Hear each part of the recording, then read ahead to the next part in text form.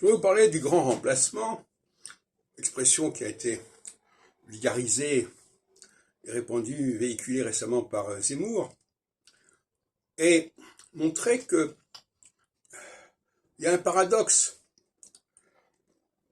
Zemmour voudrait qu'on s'assimile, que les étrangers s'assimilent.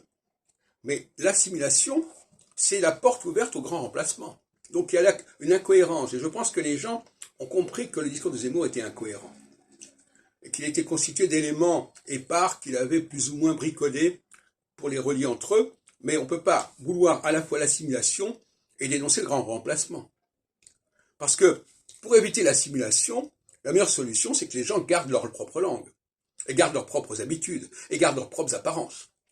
Et quand ils acquièrent des apparences qui ne sont pas les leurs, des apparences qui sont dans la société dominante, eh bien c'est là qu'on est dans le grand remplacement. Et par conséquent, nous avons en France la francophonie est un vecteur de grand remplacement majeur, pour une double raison.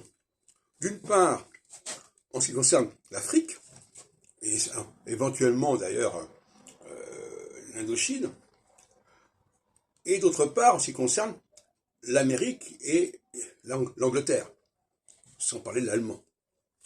Donc tous ces continents, Asie, Afrique, Amérique, et l'Angleterre qui est un petit peu à la marge de l'Europe, par du continent européen en tant qu'il, toutes ces structures-là ont emprunté aux Français. Et sont marquées par un mimétisme par rapport aux Français.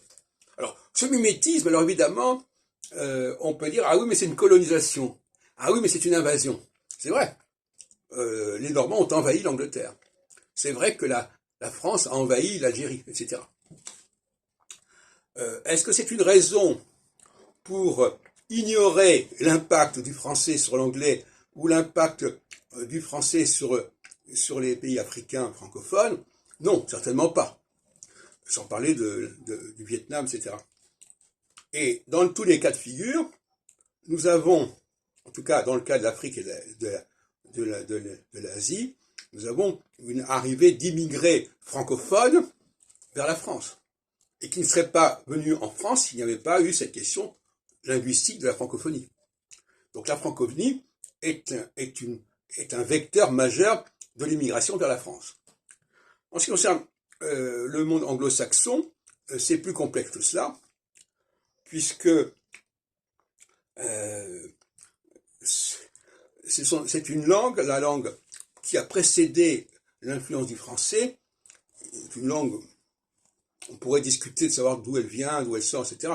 Enfin, globalement, moi j'en reste à l'idée d'une langue germanique, en tout cas au niveau des mots, du lexique, il y a énormément de mots d'origine germanique, mais il y a encore beaucoup plus de mots d'origine française, disons-le clairement, et pas latine, n'est-ce pas?